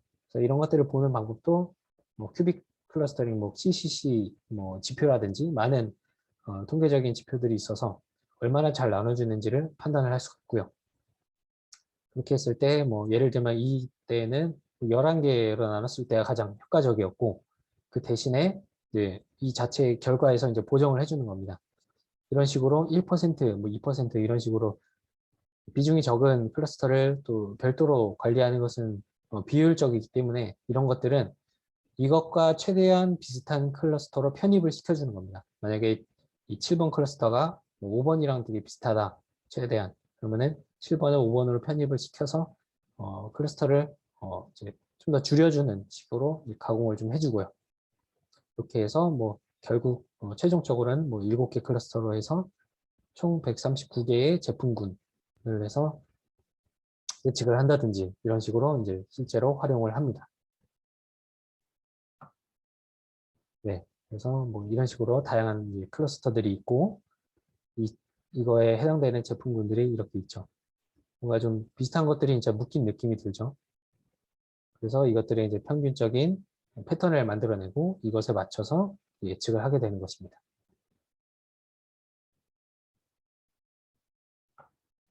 네. 그 다음은 이제 두 번째 사례. 제가 이제 롯데 쇼핑에 있으면서 최근에 이제 수행을 했던 이제 과제인데요. 이 배경에 대해서 이제 좀 간단하게 설명을 드리게 되면은, 롯데 백화점 같은 경우에는 다니시던 분들도 계시겠는데, 우수 고객 제도 같은 게 있습니다. 그래서 저희는 MVG라고 하죠. MVG도 이제 등급 같은 게 있는데, 뭐 MVG A, MVG L, 뭐 MVG P 이런 것들이 있는데, 그게 뭐 당연히도 뭐 작년 1년 동안 돈을 얼마나 썼는지에 따라서 이 등급을 해줍니다. 그렇게 되면은 아마 600만 원, 뭐 1000만 원, 뭐 이런 식으로 구간대가 있는데, 그렇게 돈을 많이 쓰는 고객은 당연히 백화점으로서는 중요한 고객이기 때문에 케어를 해줍니다. 이런 고객들은 자주 뭐 쿠폰 같은 것도 뿌려준다든지, 뭐 이제 주차를 무료로 하게 해준다든지, 그리고 이제 백화점 내에는 그 VIP 라운지 같은 게 있어요. 그러면 거기 하나의 이제 방 같은 곳인데, 거기에 들어와서 뭐 커피 같은 것도 무료로 먹을 수 있고 좀 편하게 쉴 수 있는 이런 공간을 제공한다든지 이런 서비스들이 있습니다. 그리고 그보다 조금 밑에 단계에는 이제 VIP라고 해서 이 고객들은 이제 뭐 커피를 한 잔씩 먹을 수 있게 해준다든지 이런 식으로 이제 혜택을 조금씩 주고 있습니다. 뭐 애누리를 조금 해준다든지. 그런데 그보다 좀 더 밑에, 그래도 어느 정도 판매량이 좀 일어나는 뭐 상위 10%, 한 20% 구간대 이런 고객들도 있긴 한데, 이런 고객들은 케어를 못 받게 되니까 작년에 많이 샀다가 이렇게 떨어지는, 다시 이탈을 하게 돼버리는 거죠. 근데 이런 고객도 사실은 중요한데 우리가 케어를 해주지 않다 보니 이탈을 하게 되는 거라서 회사로서도 이제 이탈 고객에 의한 수익적인 감소가 일어나게 됩니다. 그래서 비즈니스 문제는 우수 고객을 제외한 상위 10% 고객의 자연적인 이탈이 심화가 되었다. 한 40% 정도가량 됐었던 걸로 기억을 하는데, 이런 고객들을 놓치지 않기 위해서 어떻게 해야 되느냐. 이탈이 예상되는 고객을 사전에 이 구간대에 있는 고객 중에서 진짜로 이탈을 하는 고객도 있을 테고 안 하는 고객도 있을 텐데, 이탈을 할 고객들을 예측해서 사전에 케어할 수 있는 예측 모델을 만들자. 이게 모델의 정의입니다. 그래서 모수는 최근 뭐 1년 동안 백화점 오프라인에서 매출 상위 10% 고객 중 그 고객인데, 대신에 당시에 이제 신규로 들어왔던 고객들, 왜냐하면 신규로 들어온 고객은 다시 이탈할 확률이 되게 높습니다. 그렇기 때문에 제외를 하고, 혹은 또 웨딩, 실제 그 기간에 결혼을 했던 고객은 백화점에서 여러분들 앞으로 이제 결혼을 하시게 되면은 뭐 가구라든지 가전제품이 백화점에서 살 때 생각보다 쌉니다. 그래서 많은 분들이 이제 신혼 가전이나 가구를 이제 결혼할 때 많이들 백화점에서 사게 되는데, 그때 사고 나서는 그 내년에는 또 한 번 샀으니까 잘 안 오는 경우가 많겠죠. 그래서 그런 것도 이탈 확률이 되게 높기 때문에 사전에 그냥 그 사람들은 이제 케어를 해도 오지 않을 확률이 되게 높기 때문에 제외를 하는 것입니다. 그리고 당연히도 이제 현재 우수 고객은 제외를 하겠죠. 그래서 이제 향후 타겟은 무엇이냐? 그럼 어떤 고객, 어떤 식으로 이탈할 고객을 예측할 것이냐를 봤을 때는 향후 뭐 N개월이라고 했는데 이때는 아마 3개월로 했었던 것 같고, 향후 3개월 동안 월 평균 매출이 작년 대비 40%나 30% 이상 하락할 고객을 예측한다. 라고 이제 타겟을 정의를 합니다. 이게 이제 Y 값이 되는 거죠. 그래서 이 Y 값을 과거 데이터를 통해서 학습을 하고 미래에 진짜 이탈을 할 고객을 예측을 하게 되겠죠. 그리고 이, 이 빵빵으로 제가 다 고쳐놨던 이 부분들은 그냥 정하는 것은 아닙니다. 이런 것들도 다 정할 때, 다 사전에 데이터 탐색을 통해서 몇 개월 기간을 어느 정도로 봤을 때가 가장 효과적이고, 매출이 어느 정도 떨어졌을 때가 가장 회사에서 그 수익적으로 가장 손해가 큽니다. 이런 것들을 다 계산을 한 다음에 이런 것들을 기준을 정하는 겁니다. 그래서 데이터 분석가는 항상 자기가 이제 수치를 정할 때 그것에 대한 이제 근거를 항상 가지고 있어야 됩니다. 그냥 정하는 것은 아니고 다 명분을 가지고 그런 것들을 수치를 다 설정을 하고서 이제 해야 되는 것입니다. 그래서 과거 약 12개월 동안 백화점 아울렛 매출 상위 몇 퍼센트 고객 중에서 현재에서 앞으로 뭐 3개월 동안 매출이 몇 퍼센트 하락할 고객을 타겟팅 하겠다. 이렇게 정의를 모델을 합니다. 이런 것들이 이제 상당히 중요하고요. 아까 전에도 제가 분리브 이펙트 말씀드렸다시피 처음부터 비즈니스 문제 정의를 이제 명확하고 깔끔하게 잘 정의를 하는 것이 중요합니다. 네, 이렇게 정의를 하고 하면은 되게 이제 미시적으로 한번 보겠습니다. 제가 이제 진짜 프로젝트에 이제 투입이 돼서 이제 시작을 한다라고 했을 때는 데이터 과학자, 데이터 분석과는 이런 프로세스로 이제 진행이 되는데 되게 미시적이죠. 일단 처음에 데이터 불러오고 하려면은 아까 제프린 환경 보여드렸다시피 거기서 이제 환경 설정을 하고 이제 변수 마트 테이블이라는 게 뭐냐면은 매번 이런 모델을 만들 때마다 기본 원천 테이블을 가지고 그 변수로 활용할 수 있는 데이터를 매번 만들면 되게 비효율적이잖아요. 그래서 저희가 미리 그 변수처럼 사용할 수 있는 데이터들을 가공을 해놓은 그런 마트가 따로 있습니다. 그것도 이제 저희가 이제 몇 개월 동안 통해서 이제 만든 건데 이런 것들 마트 테이블이라든지 혹은 여기서 부족한 것들은 또 로우 데이터에서 또 끌어와야겠죠. 그런 것들을 바로바로 가져올 수 있도록 아까 말씀드렸듯이 이 데이터들은 이제 S3 공간에 웹하드 같은 그 S3 공간에 저장이 되어 있는 거고요. 그 다음에 이제 그 데이터를 통해서 우리가 타겟팅을 하고 이제 학습을 할 수 있는 그 고객들, 대상 고객들의 모수를 생성을 하고 아까 조건 보여드렸죠. 뭐 웨딩은 제외하고 뭐 상위 몇 개월 동안 상위 10%였고 그 고객들 조건에 맞는 고객들을 추출하고 아까 연결시켰던 그 변수들을 가공하고 이제 결합을 한 다음에 그걸 다시 중간에 한번 또 저장을 한번 해줍니다. 이걸 한 번의 프로세스를 그냥 진행하게 되면은 중간에 뭐 에러가 난다든지 할 때 처음부터 다시 하는 그 불상사가 있을 수도 있고 약간 백업 기반으로 하는 그런 의미도 있고 또 저희가 이제 머신러닝 모델을 돌릴 때는 그냥 CSV 파일이라든지 그런 데이터셋을 판다스로 변환을 해줘야지 돌릴 수가 있기 때문에 파이썬 기반이기 때문에 그래서 판다스 변환을 하려면 일단 처음에 S3에 먼저 저장을 해놨다가 불러오는 게 안정적이기 때문에 저장을 하고 이걸 다시 불러와서 판다스로 변환을 해줍니다. 판다스 데이터 프레임으로. 그 다음에 학습 예측용으로 한번 전처리를 한번 해주고요. 그리고 나서 이제 진정으로 모델 학습과 성능을 이제 검증을 하고 그 결과를 통해서 이거 모델이 괜찮다라고 이제 결정을 했으면 그걸로 모델을 확정하고 이제 앞으로 진짜 이탈할 고객을 예측을 해서 그 고객군을 추출을 하고 그 고객 추출한 고객군을 이제 선정해서 이제 캠페인으로 수행을 하는 겁니다. 되게 복잡하죠.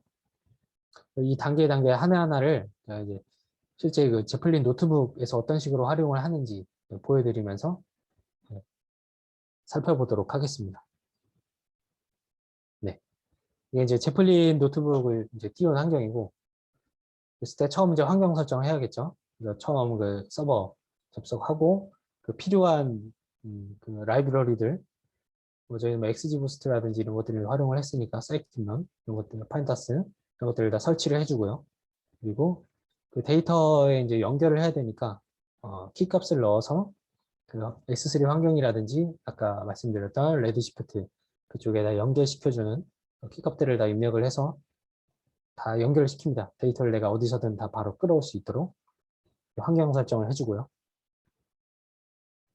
물론 이걸 띄우기 전에는 그 EMR 클러스터를 먼저 그 서버 환경을 먼저 띄워줍니다. 띄워주고 거기 접속을 해서 지금 이 노트북을 지금 킨 거고요. 그 다음에 아까 말씀드린 변수 마트 테이블과 로우 데이터 테이블들을 이제 연결을 시킵니다. 네, 이 같은 경우는 이제 고객들의 프로파일들이 있잖아요. 뭐 성별, 연령부터 시작해서 뭐 고객 등급, 뭐 어떤 뭐 작년 대비 고객 뭐 판매 뭐 증가율 이런 것들을 다 정리해 놓은 데이터셋들이 있고 이런 것들을 다 연결을 시킵니다. 뭐 VOC의 행동 혹은 뭐 이거 같은 경우는 각 상품군의 어떤 구매 패턴, 뭐 아울렛의 VOC 뭐 이런 것들 되게 다양한 변수들을 다 연결시켜주고 또 혹은 여기서 부족한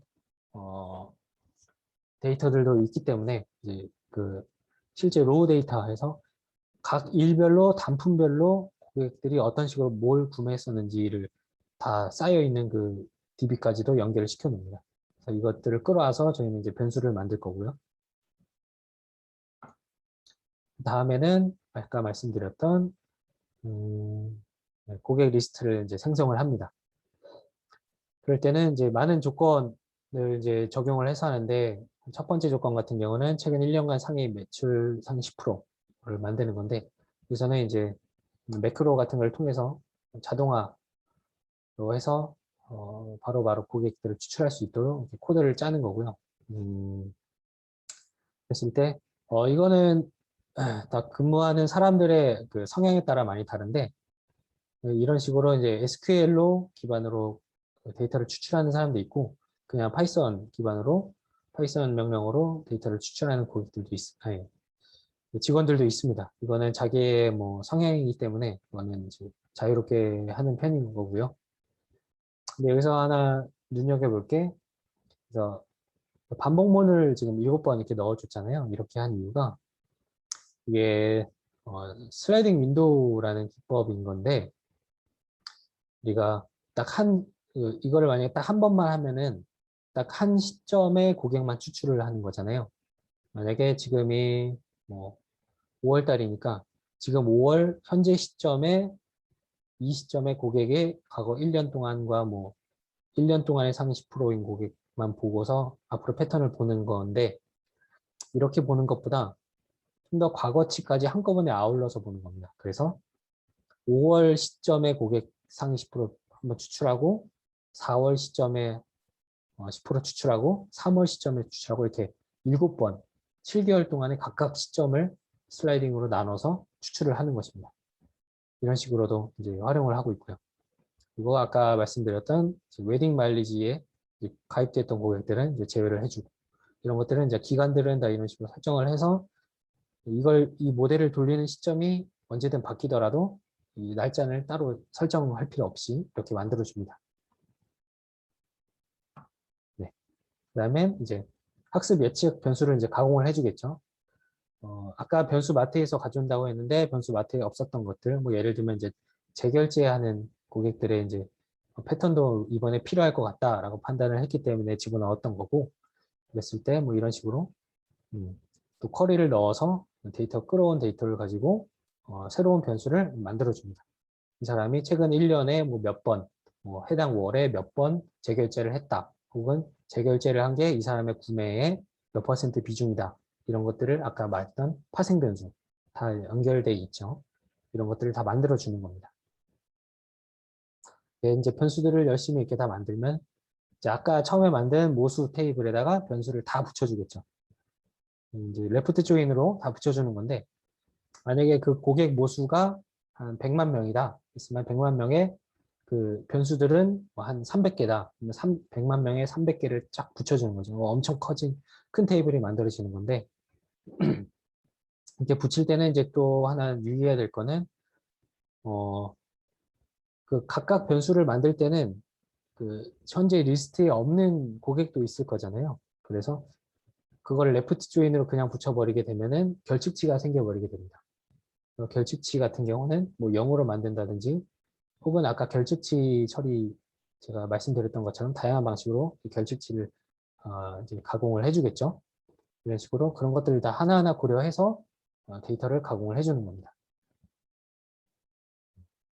그 다음 이제 가공이 완성된 데이터셋을 S3에 저장을 했다가 그걸 다시 이제 불러와서 판다스 데이터 프레임으로 이제 변환을 해주는 거죠.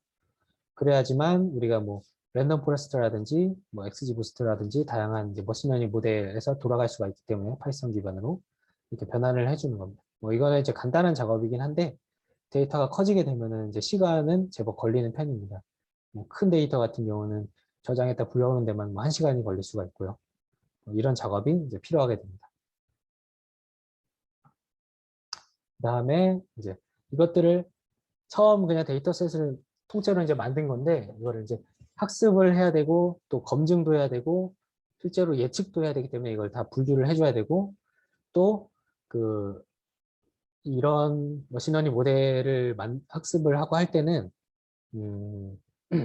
그 저희 이제 분류 모델이잖아요. 이 사람이 이탈할 거다 안 할 거다 0과 1이 있는 건데 이것들의 비율도 좀 맞춰줘야 됩니다. 이것이 맞춰주지 않으면 만약에 1위 비율이 되게 적게 되면은 그러니까 실제 이탈을 과거에 이탈했던 고객들이 적게 되면은 모델이 학습할 때 모델은 결국에는 분류를 가장 효과적으로 하게 하는 건데 다 0으로 예측만 해도 1이 되게 적기 때문에 분류를 되게 잘한 것처럼 예측이 돼버려요. 그런 식이기 때문에 이런 것도 되게 조절을 해줘야 됩니다. 이런 걸 하기 위해서 뭐 언더 샘플링이라든지 오버 샘플링, 뭐 스모트 되게 다양한 기법들이 있고 이런 전처리들을 여기서 이제 해줘야 됩니다. 그런 것도 해줄 수 있고 뭐 하나 또 예를 들면은 아까 변수가 뭐 300개 정도 될 수도 있다 그랬는데 변수가 또 너무 많게 돼버리면은 다중공선성이라든지 아니면은 이 리소스에 대한 효율이 되게 떨어지는 경우가 있어서 변수를 축약해주는 그러니까 비슷한 변수끼리 묶어준다든지 뭐 PCA라든지 그런 것들을 해주는 차원 축소 기법들이 활용될 수가 있습니다. 이런 것들이 이 단계에서 진행이 되는 거고요. 이렇게 해서 가장 효과적으로 모델을 학습할 수 있는 데이터셋으로 전처리를 해주는 겁니다.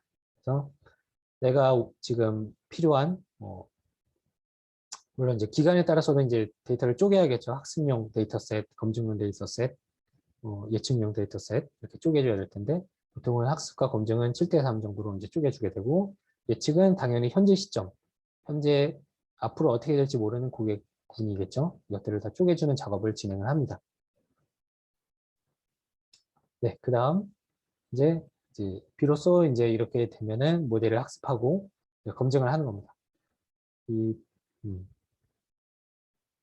보통 이제 데이터 분석의 꽃은 이런 머신러닝 모델인데 파이썬에서 이걸 수행할 때는 사실 이건 되게 이제 코드가 되게 간단해요. 단순하게 바로 XGBoost라든지 랜덤포레스트 그 라이브러리 불러와서 그냥 명령만 해주면은 바로 돌아갑니다. 그렇게 해서 이제 돌아가는 거고 지금 이 캡처는 XGBoost만 보여줬는데 다양한 이제 모델들을 테스트합니다. 그 비즈니스적 상황이라든지 데이터 상황에 따라서 가장 최적화된 모델이 다를 수도 있고 그 모델의 파라미터를 어떻게 설정하느냐에 따라서도 결과값이 조금씩 달라질 수가 있기 때문에 이런 것들을 다 설정을 해주면 바꿔가면서 많은 테스트를 진행합니다. 테스트를 해서 가장 분류가 잘 되도록 그 모델을 이제 최종적으로 선정을 해주겠죠. 그랬을 때, 그 모델의 성능을 평가하는 방법은 이제 다양한 것들인데, 일반적으로 많이 하는 거는 이제 ROC 커브, AUC. 그래서 이렇게 이 점선으로 그려진 게 모델을 사용하지 않았을 때라고 보면 될 것 같고, 모델을 사용하지 않았을 때보다 모델을 사용했을 때 얼만큼 더 향상되는가를 이제 표현하는 건데, 이 부분을 이제 영역을 수치화해서 이제 표현을 합니다. 그랬을 때 이제 0.5에서 거의 0.999까지 나오게 되는데, 이 수치가 얼마나 됐냐를 판단해서 이 값이 큰 거를 좋은 모델로 판단을 하는 경우도 있고요. 아니면은 이제 각각 고객들마다 예측되는 스코어 값이 있을 거잖아요. 이제 0부터 1의 스코어가 나오게 되는데, 이 고객이 이탈할 확률은 0.9다. 이 고객은 뭐 0.8이다. 이런 것들이 있을 때 그걸 쫙 나래비를 시킵니다. 나래비를 시켜서 뭐 1등부터 뭐 한 10만 등까지 하고, 그거를 이제 구간별로 나눠서 1등부터 만 등까지를 쪼갰을 때는 실제로 이탈하는 사람이 몇 명이었나, 또 그 밑에 단계를 했을 때 몇 명이었나, 이거를 봐서 이 데사일을 내려갈수록 얼마나 실제로 예측되는 실제로 이탈했던 사람들을 잘 예측했느냐를 판단해서 그 모델 성능을 평가하기도 합니다. 그렇기도 하고, 또 이제 모델이 완성됐을 때는 해석도 좀 해야겠죠. 그래서 각 변수들, 우리가 되게 다양한 변수를 넣었었는데, 이 변수들이 실제 고객이 이탈하는 것에 얼마나 예측하는데 영향을 기여를 하는가를 보는 겁니다. 그래서 각 변수별로 어느 정도의 중요성, 그러니까 피처 임포턴스가 있는가를 이제 보기도 합니다. 이런 식으로 이제 모델을 이제 평가를 해주는 거고요. 그래서 이제 최종적으로 만약에 뭐 XGBoost에 이런 파라미터를 설정했을 때 가장 효과적이다 라고 정했으면은 이거를 확정을 하고 이제 예측을 해줍니다. 이거는 이제 Y 값이 없는 값이겠죠. 현재 시점으로 진짜 이탈을 할 건지 안 할 건지 궁금한 고객들, 그 고객들을 아까 만든 모델에 넣어서 반영을 해서 실제로 이 사람이 예측할 거다 안 할 거다를 예측을 해줍니다. 그러면은 각 고객별로 스코어가 나올 것이고, 이런 식으로 나오는 건데, 한번 분포도 보게 되고, 어느 구간까지 잘랐을 때 몇 명에 대해서 우리 캠페인 뭐 마케팅 비용이 산정돼 있을 텐데, 그 비용만큼의 어느 정도 구간까지 고객을 케어할 수 있겠다라는 비즈니스적인 판단도 하게 되고요. 근데 뭐 이 패턴이 뭐 좀 이상하게 나온다 하면은 다시 전 단계로 돌아가서 다시 한번 살펴봐야겠죠. 이런 과정들을 이제 반복을 하게 됩니다. 예측도 이제 간단하게 뭐 이런 것들은 이제 구글링만 하면 바로 알아낼 수 있겠죠. 활용을 합니다. 이제 시각화할 때는 이런 식으로 뭐 시본에 뭐 라이브러리 같은 거 가져와서 서로 이제 커뮤니케이션을 하게 되는 거고요. 네. 네, 이제 마지막 단계입니다. 마지막 단계에서는 최종적으로 이제 고객군이 이제 타겟군이 나왔으면은 이거를 또 마케팅 부문에서 또 실행하는 데는 그냥 고객군 전체 그냥 때려주면 되는 게 아니라 이것도 또 비즈니스적 상황에 맞춰서 해줘야 됩니다. 그래서 이것들이 이제 롯데백화점의 이제 점들인데, 이 각 점들의 예측된 고객들이 얼마나 분포해 있는지를 또 확인을 해서 그것도 비율도 맞춰줘야겠죠. 또 각 점의 고객 규모에 맞춰서도, 또 그 각 점들도 자기네가 케어할 수 있는 고객들의 양도 있을 테고, 그런 것들을 다 고려해서 맞춰주고, 또 이렇게 모델을 만들어서 타겟팅을 하고서 끝나는 게 아닙니다. 했으면 그럼 이거를 타겟팅해서 수행해서 얼마나 벌었어, 뭐 얼마나 효과가 있었어 라는 거를 또 평가를 해야 되기 때문에 이 고객군을 전체 다 뿌리는 게 아니라 이제 실험군과 대조군을 설정을 해줘야 됩니다. 그래서 만약에 내가 한 10,000명을 타겟팅을 했다 하면은 10,000명 중에 뭐 10% 정도는 실제로 케어를 해주지 않는 겁니다. 그랬을 때 이렇게 타겟팅을 해서 케어를 해줬으면 얼마나 더 좋아졌고, 케어를 하지 않았으면 얼마나 나빠졌다라는 걸 비교를 해서 얼마나 효과가 있었는지까지도 이제 나중에 평가를 해주는 거죠. 뭐 그런 것들은 이제 A/B 테스트가 될 수도 있겠고요. 이런 식으로 나중에 뭐 이거는 뭐 몇 달 후가 되겠죠. 이탈을 했는지 안 했는지는 미래에 있는 일이니까. 그래서 그 후에 그 결과까지 해서 얼마나 효과가 있었다라고까지 해서 끝나는 게 이제 전체적인 프로세스입니다. 네, 여기까지가 네, 저희 프로젝트의 지금 진행 전체고요. 네, 이상입니다. 네, 잘 들었나요, 여러분? 지금까지 롯데 쇼핑의 황세용 과장님의 특강이 있었습니다. 여러분도 혹시 듣고 질문이 있으시면 지금 질문을 간단하게 뭐 한두 분 정도 받도록 하겠습니다.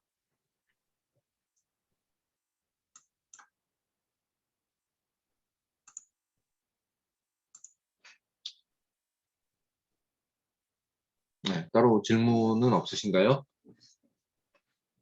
네, 제가 이렇게 저도 뭐 듣다가 또 뭐 잠깐 이제 사제동에 갔다가 와서 뭐 계속 듣다가 이렇게 했는데 준비를 많이 하셨어요. 보니까 준비 많이 하셨고 또 실제로 유통 쪽에서 어떻게 이렇게 빅데이터 분석을 갖다 하는지에 대해서도 상당히 구체적으로 말씀을 잘 해주신 것 같습니다.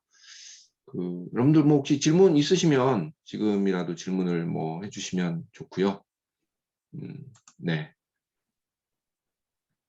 뭐 개인적인 질문도 좋고, 업무적인 뭐 질문도 좋고요.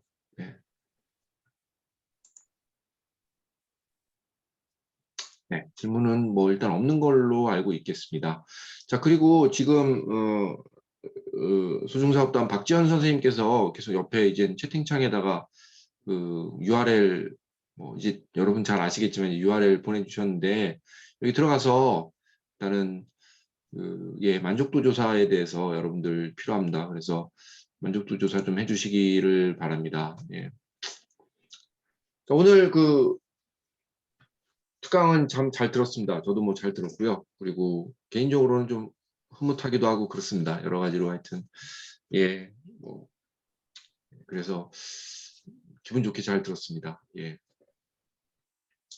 그러면 오늘 특강은 여기에서 마치는 걸로 하고요. 다음에 또 기회가 되면 뭐 내년에는 조금 이제 온라인 특강보다는 오프라인에서 조금 내년이 아니죠. 다음 학기죠. 다음 학기. 다음 학기 때는 그렇게 또 꾸며보도록 하겠습니다. 오프라인에서 해야 조금 아무래도 더 질문도 많이 나오고 또 이렇게 현장감 있게 들을 수 있기 때문에 그런 부분을 좀 기대하도록 하겠습니다. 오늘 황세영 과장님께 다시 한번 감사의 말씀 드리고 수고하셨다는 말씀 드립니다. 수고하셨습니다. 여러분들도 수고하셨습니다. 끝내도록 하겠습니다. 네, 수고하셨습니다.